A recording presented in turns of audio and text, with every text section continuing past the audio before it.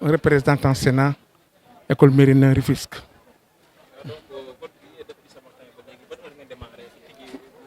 On a démarré tardivement, nous avons démarré à 9h moins quart. 8h45, on a démarré. Ouais, ce matin. Voilà. Pour le moment, tout se passe bien. Il n'y a rien à signaler. Les électeurs sont là, ils sont corrects. Et le climat est favorable pour l'instant. Puisque vous avez démarré si tardivement, est-ce que la fermeture des votes sera... Tout dépendrait de l'autorité administrative, en l'occurrence le préfet. Il pourrait prolonger au-delà de 18 heures. Ah. Donc, un message à lancer aux citoyens qui sont actuellement... Nous demandons aux électeurs de rester vigilants, de travailler là dans la main, parce que le risque nous appartient à nous tous. C'est un bloc, c'est une famille. Et que le maire gagne.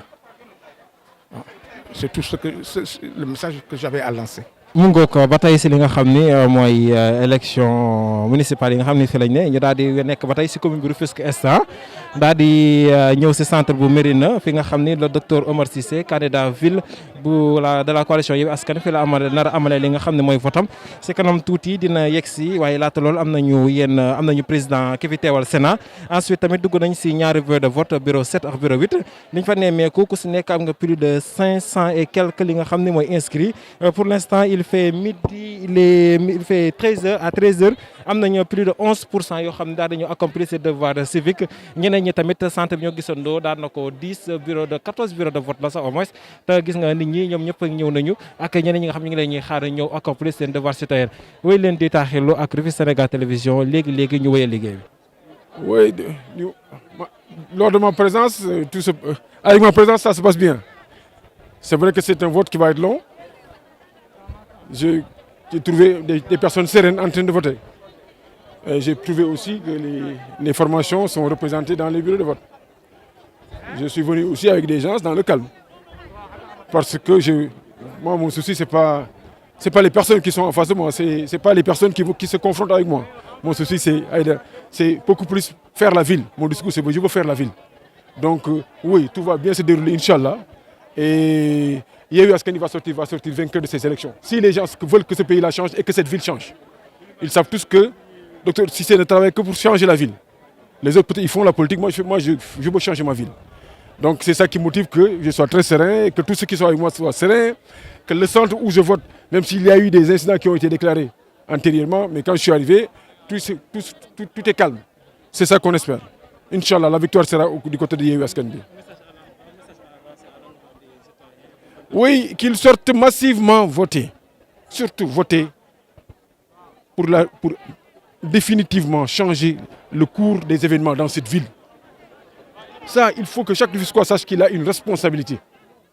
Ce vote-là, il ne suffit pas de dire que je vote pour mon neveu, mon cousin, mon ami.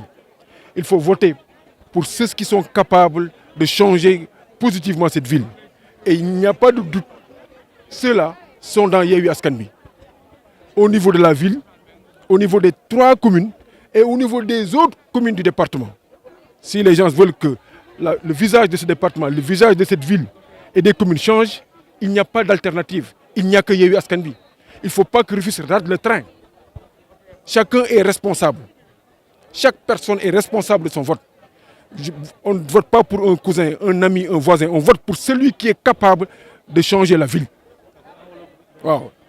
Kon li ma ciy wax rek mooy waaw déggoon naa bu njëkk avant may ñëw xawoon na am yëngatu tuuti mais gis ngeen bi ma ñëwee ci centre bi yëpp dal moo fi ne ndax dal lañ ma xamee ndax ñëpp xam nañ ni man aw ma sax ay adversaire man dëkk bi laa bëgg a defar nit ñi leneen la ñuy toppatoo mais man dëkk bi laa bëgg a defar 16 ans lu yàgg lu nekk dëgg la ñëpp xam nañ ne dëkk bi laa bëgg a defar gis nga bu mbir mi demee woon ni mu waroon demee waru ma woon am sax candidat bu janoog man ñoom ñëpp xam nañ ni li ma mën ci dëkk bi kenn mënu ko ci te 16 ans ma koy wax di ko wane lu ne ma wax naa ko ci dëkk bi ah vote bi nag dama bëgg ñu xam ni ñun ñëpp nous sommes responsables situation bu nekk citoyen bu nekk sa carte bii doo ko dugal rek ndax kii sama voisin la ndax kii ñëw na sama ngénte ndax kii xam nga loo koy def da ngay xool rek ki nga xam ni wóor nañ ni que kii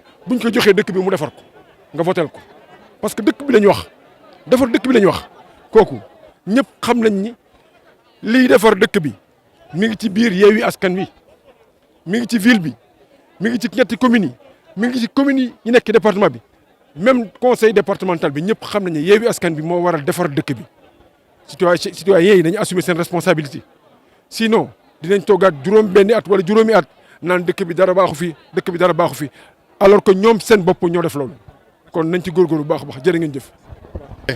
Séga Ndoye tête de liste majoritaire de la coalition Rewum Ngor di wax ne dañu ñëw def supervision def passage ci centre de vote yi nga xamante ne moo nekk commune de Rufisque Est fi nga xamante ne ñun foofu la ñu nekk candidat moo tax tey ñu ñëw ci école Mérina bi nga xamante ne ni aussi tamit candidat lañ fi moo tax ñu ñëw fi. waaw fi mu nekk nii pour le moment le vote se passe très bien gars yi ñu ngi voté population bi ñëw nañ massivement pour voter.